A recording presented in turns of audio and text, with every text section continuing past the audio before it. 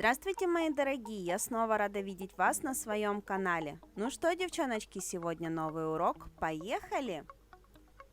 Сегодня мы с вами сделаем сложную коррекцию с поднятием свободного края на вниз растущих ноготочках на длинном миндале. Ноготки у нас длинные, красивые. Длину мы немножечко, конечно же, уберем, насколько отросла. И потом нарисуем китайскую роспись. Очень многие любят этот стиль росписи, поэтому давайте посмотрим, как это будет.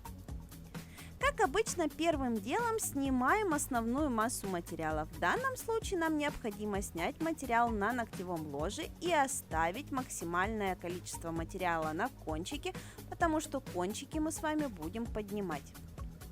Обратите внимание, что сразу же я придаю форму будущему свободному краю до идеального состояния, то есть у меня будет готовый ноготочек.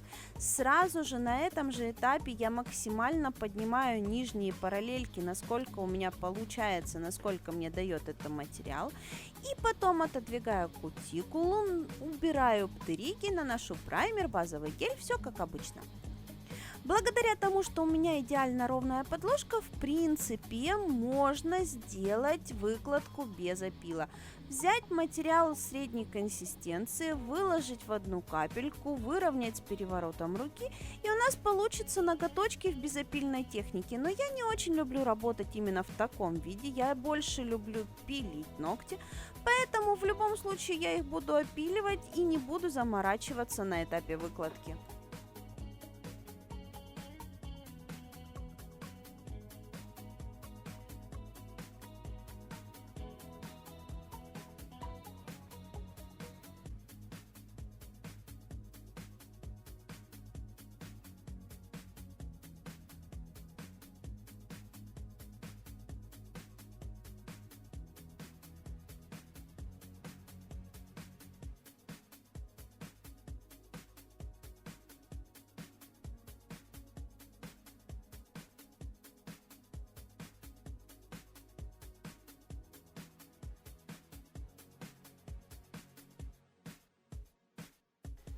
Кстати, моделировать мы сегодня будем как раз таки материалами средней вязкости. В данном случае у меня замес из прозрачки и камуфлирующего геля в соотношении 1 к 1.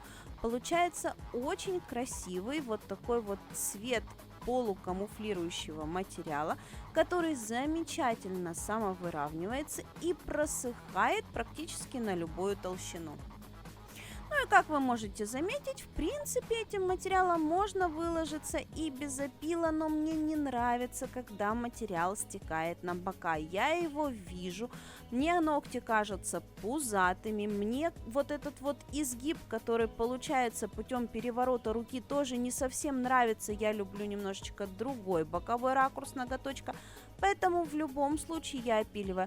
Опил у меня занимает не так уж и много времени. На все 10 пальчиков у меня уходит где-то максимум 12 минут опила. Поэтому я совершенно, абсолютно спокойно отношусь к этому мероприятию. И в принципе могу сказать, что пилить мне довольно-таки нравится. Как я говорила, мы поднимаем свободный край ноготочка, поэтому переворачиваем ручку и выпиливаем тот материал, за счет которого мы ноготь поднимали.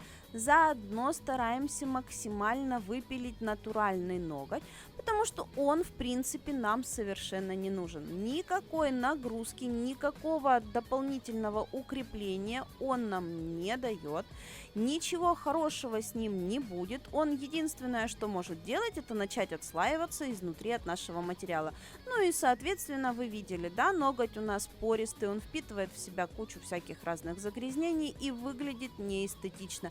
Поэтому лучше его выпилить полностью, для того, чтобы его просто не было и ноготки смотрелись более аккуратно. Поскольку у нас в данном случае жесткий материал, он будет прекрасно носиться и без натурального ногтя. А теперь переходим к дизайну. Итак, как вы видите, моего любимого цвета осталось уже буквально на донышке флакона. Надо покупать новый флакончик, потому что цвет действительно потрясающий. В 2 тонюсеньких слоя перекрывает полностью ногтевую пластину, замечательно самовыравнивается, никаких проблем с нанесением у него нет. очень люблю этот оттенок. Как обычно, первый слой наношу далеко от кутикулы и от боковых валиков и дотягивать во все стороны буду на втором слое при помощи тоненькой кисточки.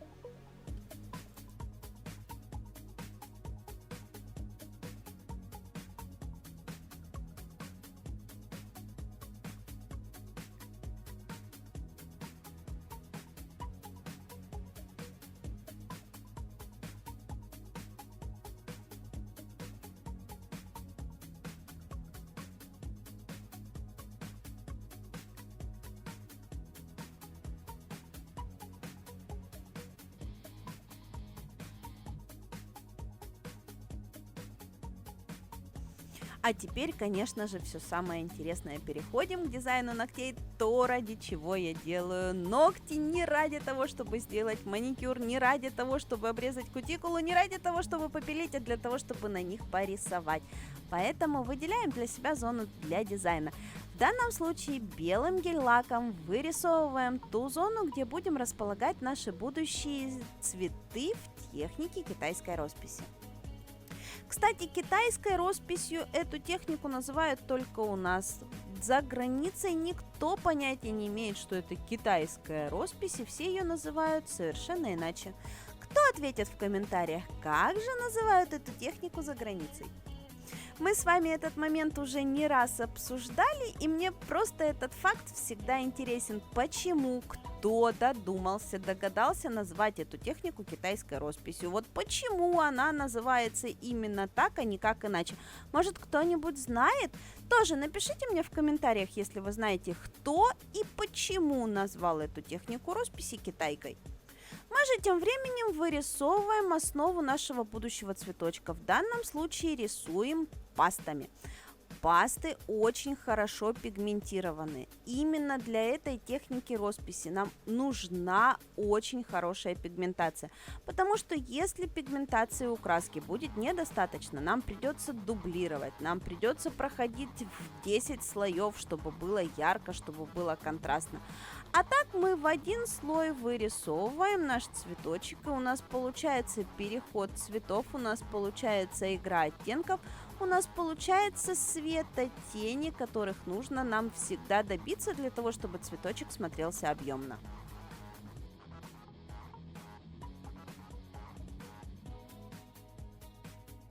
После того, как мы нарисовали и просушили первый уровень цветка, во внутреннюю часть более светлым оттенком добавляем внутренние лепесточки.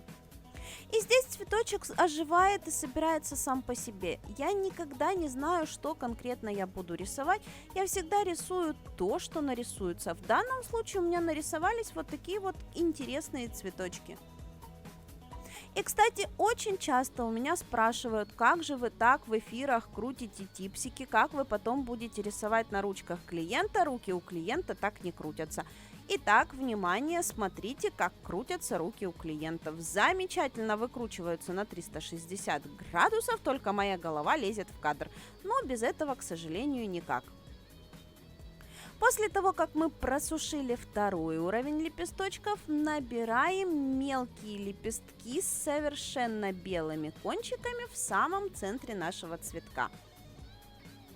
И цветочек наш получается вот такой вот объемный, очень пушистый, очень интересный, именно благодаря тому, что у нас очень много мелких лепестков. Теперь наша задача собрать это все в кучку, и мы добавляем сюда всякие разные зеленухи. То есть у нас стебли лепестков и листья наших цветочков. Для того, чтобы зелень в листьях не била на передний план, я приглушила зеленый оттенок путем добавления в него того же фиолетового, которым я рисовала цветочки. То есть у меня получается, что листья становятся холодно-фиолетового оттенка.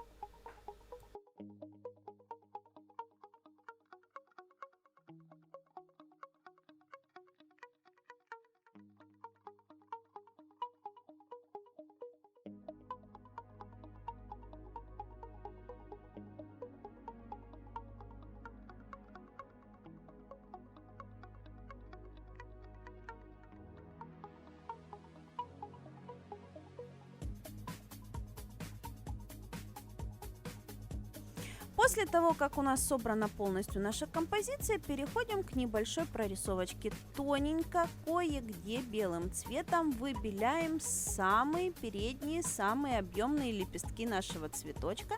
И, конечно же, немножечко затеняем листья наших цветов, чтобы они ушли на задний план.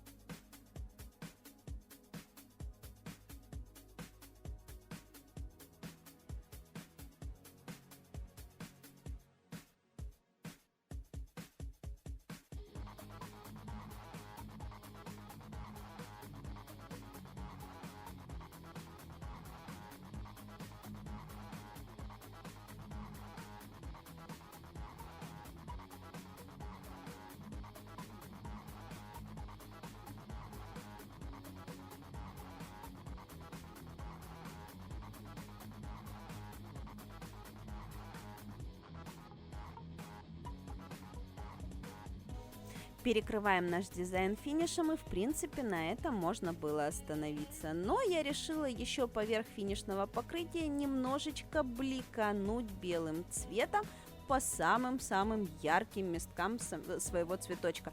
Именно благодаря этому, потому что этот цвет лежит через финиш, цветочек получается еще дополнительно более объемным.